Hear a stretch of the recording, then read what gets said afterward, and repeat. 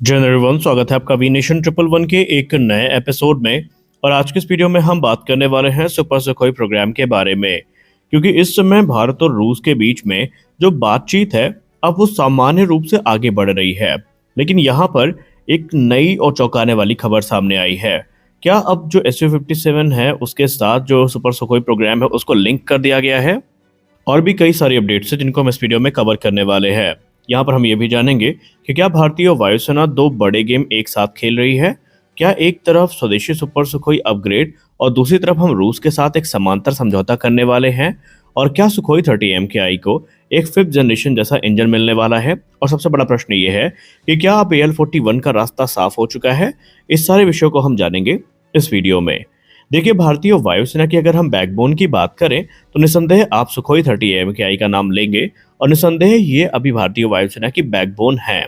तकरीबन भारतीय वायुसेना 260 से ज़्यादा जो विमान है उनको ऑपरेट कर रही है और इन्हीं के दम पर हम लोग एयर डोमिनेंस और जो अपनी मल्टी रोल कैपेबिलिटीज़ की रिक्वायरमेंट है ये पूरा करते हैं। हालांकि राफेल हमारे पास हैं, लेकिन नंबर्स उतने नहीं हैं जितने कि हमारे पास सुखोई के हैं।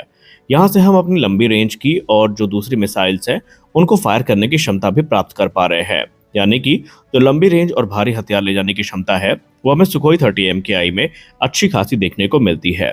लेकिन समस्या ये है कि भारतीय वायुसेना इस समय घटती स्क्वाड्रन की क्षमता से परेशान है। वहीं दूसरी तरफ चाइना और पाकिस्तान 5th जनरेशन फाइटर की रेस में अब एक साथ लग चुके हैं। यानी 5th जनरेशन फाइटर एयरक्राफ्ट की जो रेस है ये बहुत तेज हो चुकी है। इसीलिए अगर हमने सुखोई 30 MKI को 4.5 प्लस जनरेशन का अपग्रेड नहीं दिया तो फिर हमारे लिए भविष्य में जो दिक्कतें हैं वो बहुत ज़्यादा बढ़ सकती हैं। और इसीलिए भारतीय वायुसेना और HAL super Sukhoi upgrade programme को इनिशिएट कर चुके हैं। इसको HAL और DRDO के द्वारा साथ मिलकर अपग्रेड किया जाएगा। इसमें मुख्यतः हमें पहला जो मेजर अपग्रेड देखने को मिलेगा वो रेडार सिस्टम का होगा, जहां पर हमें विरूपाक्ष रेडार आता दिखाई पड़ेगा, जो कि उत्तम ऐसा रेडार है या यूं कह लें उत्तम ऐसा रेडार का स्केल अप वेरिएंट है और यह गैलियम नाइट्राइड टेक्नोलॉजी पर आधारित है। यह तकरीबन हमें मौजूदा रेडार की तुलना में 1.5 से 1.7 गुना ज़्यादा डिटेक्शन रेंज देने वाला है। इसकी जो क्षमता है वो काफ़ी ज़्यादा है और ये लंबी दूरी से टारगेट को ट्रैक कर सकता है। इसका जो ECCM है यह भी काफ़ी ज़्यादा बेहतर है, यानी दुश्मन का विमान हमें काफ़ी दूरी से दिखाई पड़ेगा। इसके अलावा सबसे खास बात यह है कि इन्हीं प्लेटफॉर्म्स में हमें जो ब्रह्मोस ER है ये देखने को मिलेगी, यानी एक्सटेंडेड रेंज की ब्रह्मोस जिसकी रेंज तकरीबन 800 किलोमीटर की होने वाली है, वो हमें सुखोई 30 MKI से ही लॉन्च होती दिखाई पड़ेगी। अस्त्र परिवार की तीनों मिसाइल देखने को मिलेंगी और रुद्रम परिवार की भी तीनों मिसाइल हमें देखने को मिलने वाली है। अब सुखोई 30 MKI सिर्फ एयर डोमिनेंस नहीं बल्कि जो प्रिसीजन स्ट्राइक प्लेटफॉर्म है उसके तौर पे भी जाना जाता है।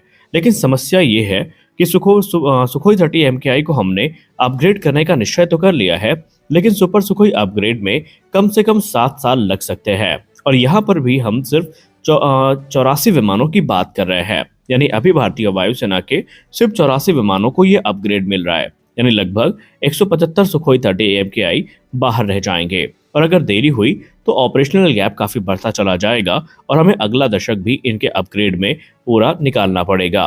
और यही चीज़ है कि भारत सोच रहा है कि क्यों ना एक पैरेलल अप्रोच को अपनाया जाए, और ये अप्रोच होगी एक पैरेलल रशियन ट्रैक की। आइए जानते हैं कि रशियन ट्रैक ही क्यों, हम ये सारा काम इंडिजिनसली क्यों नहीं कर सकते। देखिए, उससे पहले हमें समझना होगा कि रूस ऑफर क्या कर रहा है। रूस और भारत के बीच में जो बातचीत हुई है इसमें रूस का सबसे बड़ा प्रस्ताव है AL-41 इंजन का। अभी भारत के सुखोई 30 MKI AL-31 इंजन के साथ ऑपरेट किए जाते हैं, जबकि AL-41 की बात की जाए तो ये ज़्यादा थ्रस्ट को जनरेट करता है। इसका क्लाइंब रेट काफ़ी बेहतरीन होगा और हाई एल्टीट्यूड में इसकी परफॉर्मेंस भी काफ़ी अच्छी है। संभवतः ये हमें बेटर फ्यूल एफिशिएंसी भी ऑफर करेगा। लेकिन चुनौती ये है कि लॉजिस्टिक के साथ साथ जो मेंटेनेंस चेन का बदलना और इंटीग्रेशन जो कॉस्ट है ये हमारे लिए कहीं ना कहीं एक चैलेंज बनती जा रही है, या चैलेंज के तौर पर अभी देखी जा रही है। यहाँ तक कि रूस ने तो भारत को ये तक कह दिया है कि अगर आप इसके लिए हामी भरते हैं तो हम अपना जो एडवांस रेडार और इलेक्ट्रॉनिक वॉरफेयर सिस्टम है ये भी देने के लिए तैयार है। दरअसल ये मॉडल आपको MiG-21 बाइजन जैसा जो मॉडल है उसकी याद दिलाएगा और उसी की तरह हमें जो पैरेलल इंटीग्रेशन है ये होता नजर आ सकता है, जहां इंडियन और रशियन सिस्टम एक साथ काम करेंगे। अब इसका कुछ लोग कनेक्शन SU-57 से भी निकाल रहे हैं, क्योंकि इसी समय Bharat 5th generation fighter aircraft को खरीदने की दिशा में आगे भी बढ़ रहा है। और दोपहर के वीडियो में हमने आपको बताया था कि कैसे SU-57 को लेकर बात रक्षा मंत्रालय तक पहुंच चुकी है। हाल ही में रशियन डेलीगेशन ने एचएएल के नासिक प्लांट का दौरा किया था, जहां पर सुखोई 30 MKI बनते हैं। और यहां पर उन्होंने यह संकेत दिया था कि इंजन कॉमनैलिटी Su-57 और सुपर सुखोई की भारत के लिए एक शुभ संकेत है। यहाँ पर टेक्नोलॉजी ट्रांसफर के साथ साथ जो भविष्य का फ्लीट इंटरऑपरेबिलिटी है, इसको भी काफी गंभीरता के साथ लिया जाएगा। यानी कि क्लियर है कि यहाँ पर जो सुपर सुखोई प्रोग्राम है, इसमें रशिया अपनी असिस्टेंस के लिए रेडी हो गया है। और भारत का लक्ष्य भी साफ है कि 4.5 जनरेशन की जो कॉम्बैट स्ट्रेंथ है, इसको बनाए रखना। टू फ्रंट वॉर के लिए जो खुद को तैयारी है या खुद को तैयार रखना, ये भी हमारी प्राथमिकता में है। और सबसे खास चीज़ तो यह है कि स्वदेशी टेक्नोलॉजी को जो आगे बढ़ाने की कोशिश है भारत की तरफ से की जा रही है। तो आने वाले भविष्य में हो सकता है कि हमें जो पैरेलल अप्रोच है वो देखने को मिले, जहां पर रूस और भारत साथ में मिलकर के सुपर सुखोई प्रोग्राम को आगे बढ़ाते नजर आए। हालांकि इस पॉइंट ऑफ टाइम पे अभी ये रशियन प्रपोजल भारत की तरफ से एक्सेप्ट किया जाता है या नहीं, ये हम बाद में जानेंगे जब इस पे ऑफिशियल अपडेट आएगी।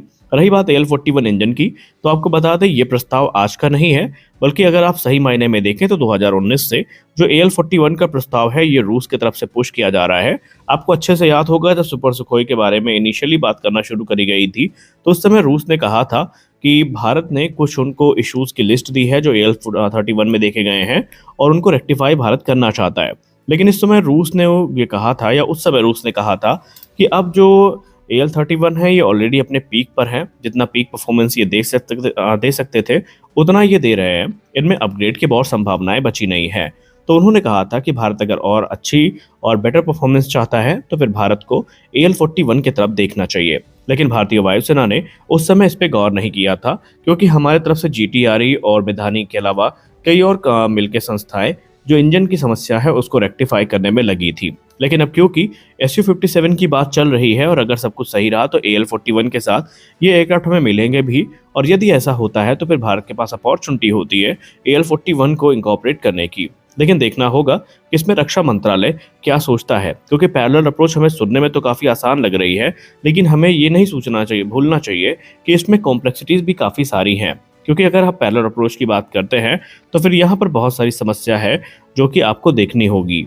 क्योंकि सुखोई 30 MKI की जहाँ तक बात रही, तो अभी तक कम से कम ये 2045 तक भारतीय वायुसेना के सर्विस में बने रहने वाले हैं, और अब इनको मॉडर्न थ्रेट के हिसाब से ढाला जा रहा है। खैर अभी तो हमारी नज़र इनिशियली जो 84 जेट्स हैं इन पे ही टिकी हुई है, और ये कब तक मिलेंगे, कब तक तैयार होंगे, इस पर हमें अपडेट का जो इंतज़ार है वो हो रहा है HAL की तरफ से।